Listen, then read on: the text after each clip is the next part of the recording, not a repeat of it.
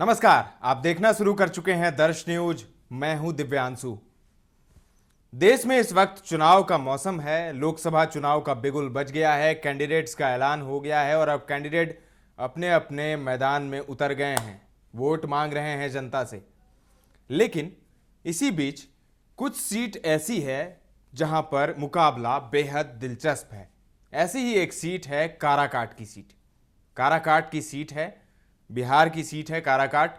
और काराकाट सीट इसीलिए स्पेशल है क्योंकि यहां पर मुकाबला अब त्रिकोणीय नहीं बल्कि चतुष्कोणीय हो गया है। जी हां, काराकाट सीट से एनडीए ने आरएलएम के प्रमुख उपेंद्र कुशवाहा को मैदान में उतारा है।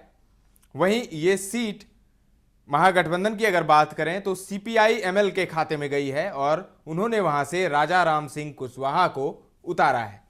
तो दो कुशवाहा हो गए।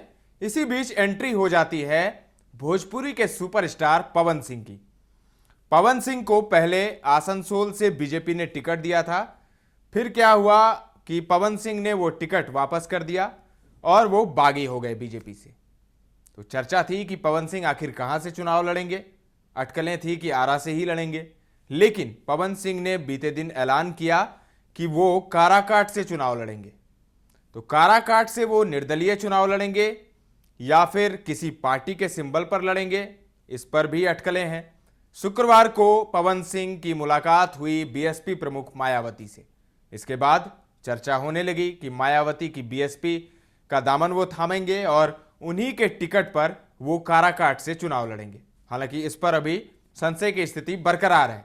अभी कुछ कहा नहीं जा सकता कि वो निर्दलीय लड़ेंगे या फिर बीएसपी के टिकट पर लड़ेंगे, लेकिन लड़ेंगे जरूर। तो त्रिकोणीय मुकाबला तो यहां तक था, लेकिन आज एआईएम असदुद्दीन ओवैसी ने काराकाट, दरभंगा और शिवहर से प्रत्याशियों का ऐलान कर दिया।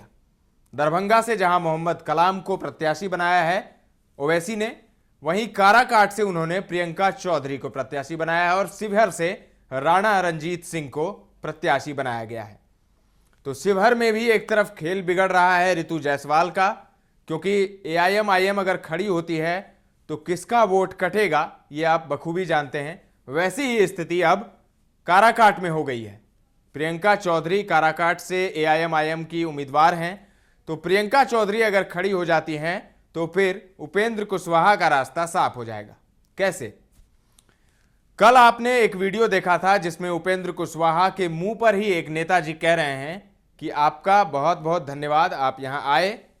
कोई भी सांसद यहां पर आज तक नहीं आया, आप आए उसके लिए बहुत बहुत धन्यवाद, लेकिन वोट हम नहीं देंगे। तो उपेंद्र कुशवाहा की फजीयत हो गई वहां पर और उपेंद्र कुशवाहा की दाल ऐसा लग रहा था कि नहीं गल रही है काराकाट में। हालांकि कोयरियों की संख्या यानी कुशवाहा की संख्या सबसे ज्यादा है काराकाट में और इसीलिए उपेंद्र कुशवाहा को वो सीट दी भी गई है और उनकी लड़ाई भी कुशवाहा से ही है। राजा राम सिंह कुशवाहा जो सीपीआई एमएल के उम्मीदवार हैं। कुशवाहा के बाद अगर कोई जाति वहां सबसे ज्यादा है तो वो है यादवों की। अब यादव के बाद अगर सबसे ज्यादा किसी की संख्या है तो वो है राजपूत की। तो पवन सिंह राजपूत हैं और राजपूत कैंडिडेट पवन सिंह की एंट्री होती है काराकाट में। तो ऐसा माना जा रहा था कि राजपूत और कुछ और अगड़ी जाति के वोट पवन सिंह को पड़ेंगे। तो खेल किसका बिगड़ेगा? उपेंद्र कुशवाहा का खेल बिगड़ेगा। तो इसी के चलते अब लग रहा था कि उपेंद्र कुशवाहा का रास्ता मुश्किल हो गया पवन सिंह के खड़ा होने से। लेकिन अब जब प्रियंका चौधरी एआईएम की उम्मीदवार वहां खड़ी हो रही हैं तो एआईएम किसका वोट काटेंगे? वो काटेंगे महागठबंधन का। तो ऐसे में उपेंद्र कुशवाहा और राजा राम सिंह कुशवाहा बराबरी पर आ गए हैं, क्योंकि दोनों के वोट काटने वाले आ गए हैं। जहां एक तरफ पवन सिंह उपेंद्र कुशवाहा का वोट काट रहे हैं, वहीं दूसरी तरफ राजा राम सिंह कुशवाहा का वोट अब प्रियंका चौधरी काटेंगी। तो मुकाबला अब बराबरी पर आ गया है, इसीलिए मुकाबला दिलचस्प भी हो गया है और मुकाबला अब टक्कर का होगा। तो राजा राम सिंह कुशवाहा और उपेंद्र कुशवाहा दोनों में से किसकी जीत होगी, आप हमें कमेंट करके बताएं। ताजा तरीन खबरों का सिलसिला लगातार जारी है, देखते रहें दर्श न्यूज।